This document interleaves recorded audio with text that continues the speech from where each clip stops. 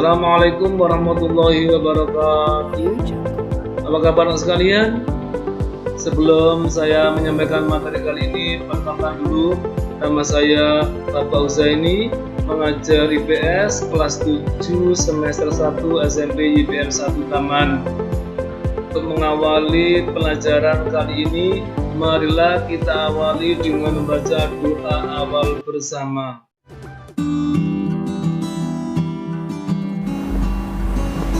أعوذ بالله من الشيطان الرجيم بسم الله الرحمن الرحيم اللهم يا من هو في علمه محيط ويا من هو في مجده منير ويا من هو في لطفه شريف يا حنان يا منان أكرمنا بنور الفهم وأخرجنا من ظلمات الوهم وارزقنا فهم النبيين وحفظ المرسلين وإلهام الملائكة المقربين برحمتك يا أرحم الراحمين وصلى الله على سيدنا محمد والحمد لله رب العالمين.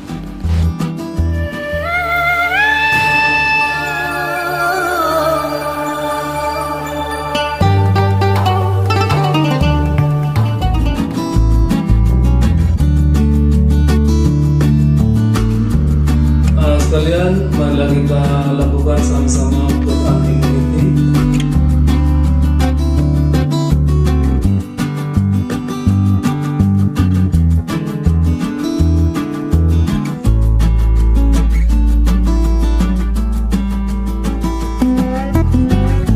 A'udzu billahi minasyaitonir rajim.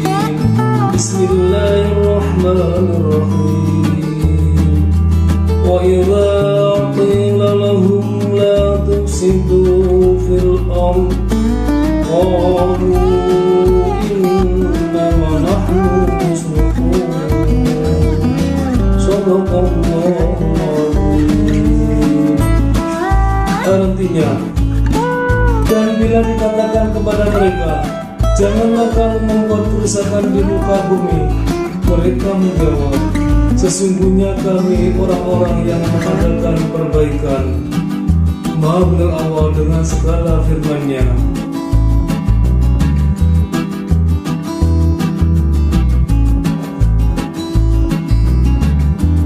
Saudara sekalian, untuk selanjutnya marilah kita amati sebentar KD yang akan kita pelajari kali ini. 3.1 dan 4.1 tolong dipahami sebentar. Untuk selanjutnya, tujuan pembelajaran kali ini, tujuan pembelajaran yang pertama, menjelaskan potensi sumber daya hutan. Yang kedua, menjelaskan potensi sumber daya tambang. Selanjutnya untuk nomor 3, menjelaskan potensi kemaritiman Indonesia. Mari kita kaji satu persatu dari tujuan pembelajaran kali ini.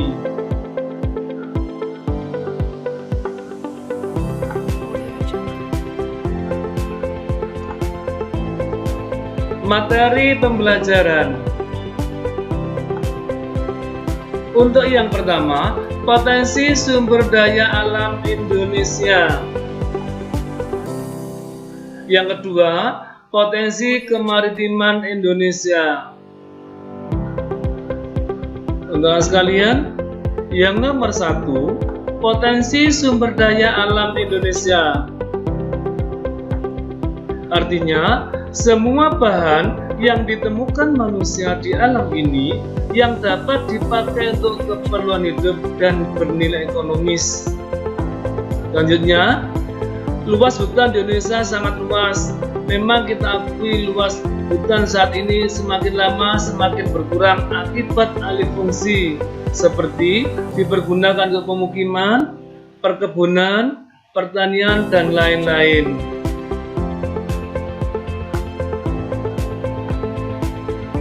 Untuk selanjutnya anak sekalian, jenis-jenis kayu dan penyebarannya. Jenis-jenis kayu dan penyebarannya. Anda bisa melihat langsung tayangan videonya. Yang nomor 1, kayu jati banyak dijumpai di Jawa Tengah.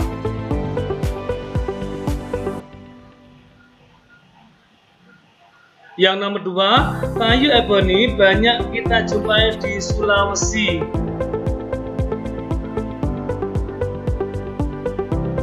Yang ketiga, kayu ulin banyak kita jumpai di Sumatera bagian selatan dan Kalimantan.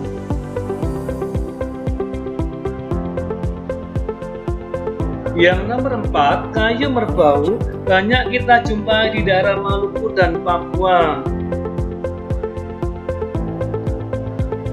Untuk selanjutnya, yang nomor 5, kayu cendana banyak kita jumpai di daerah Nusa Tenggara Timur.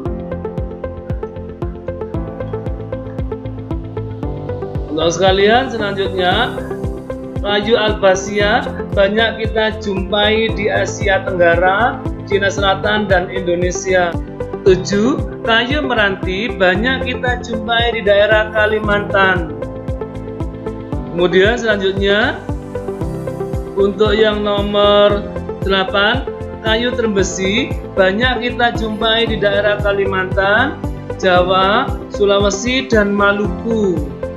Lalu sekalian, marilah kita bahas manfaat hutan atau fungsi hutan. Yang pertama, manfaatnya untuk menyimpan air hujan, biasanya sungai atau danau. Selanjutnya, mencegah terjadinya erosi atau banjir. Manfaat selanjutnya, hutan itu menghasilkan oksigen. Selanjutnya, flora dan fauna. Untuk selanjutnya, hutan sumber kehidupan masyarakat sekitar hutan. Anak sekalian, bisa dilihat tayangan berikutnya. Potensi kemaritiman Indonesia. Luas wilayah perairan Indonesia Selatan 2/3 luas sekarang wilayah Indonesia. Oleh karena itu, Indonesia mendapat julukan negara maritim. Potensi kemaritiman Indonesia adalah: A. Perikanan, tangkapan ikan kita juga melimpah. B. Hutan mangrove atau hutan bakau.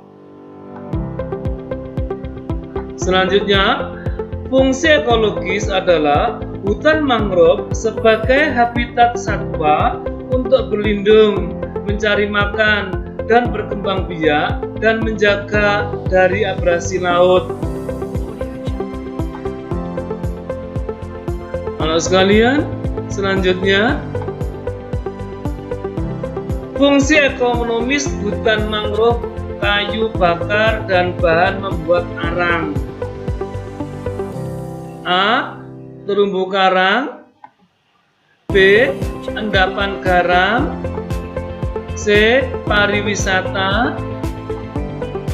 D. Transportasi. E.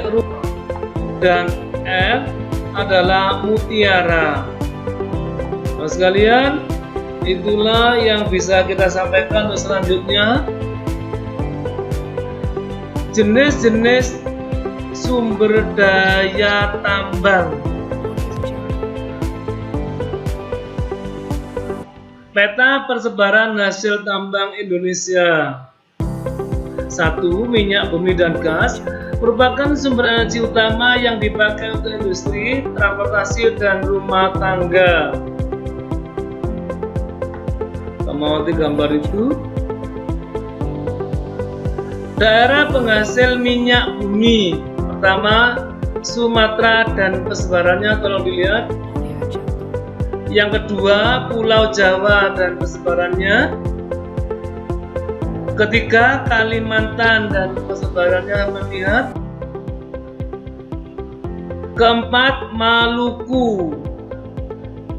Yang kelima, Papua.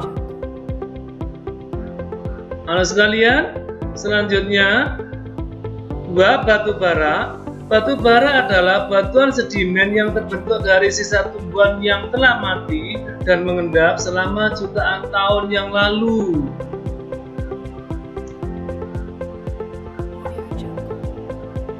Untuk selanjutnya, manfaat dari batu bara. Yang pertama, sebagai pembangkit listrik. Yang kedua, keperluan rumah tangga. Yang ketiga, keperluan industri atau untuk membuat genteng. Wilayah penghasil batu bara. 1. Kalimantan Timur. 2. Sumatera Barat. Yang ketiga, Sumatera Selatan. Untuk selanjutnya nomor 5. Pada tahun 2003, produksi emas Indonesia mencapai 141.019 ton.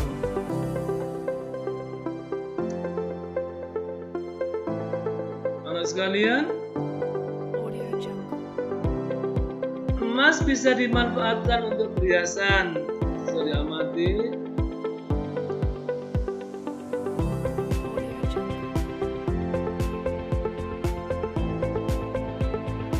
Daerah pertambangan emas di Indonesia, kita lihat di peta persebarannya.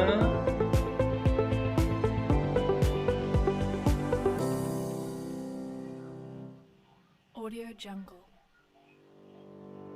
Alhamdulillah sudah berakhir. Untuk selanjutnya sekalian, soal tugas berikut ini. Yang pertama, saya bacakan. Hutan Indonesia cukup luas, akan tetapi makin lama makin berkurang akibat adanya alih fungsi. Sebutkan alih fungsi hutan tersebut. Soal kedua, sebutkan jenis-jenis kayu dan sebarannya. Yang ketiga, jelaskan manfaat hutan. Yang terakhir nomor 4, sebutkan jenis-jenis sumber daya tambang. Anak sekalian, sebelum saya akhiri, marilah kita membaca doa akhir belajar. A'udzu billahi minasyaitonir rajim. Bismillahirrahmanirrahim. Allahumma inni astaghfiruka ma 'allamtanihi fardudu ilayya inda hajati ilaihi wa la tunzinihi ya rabbal alamin.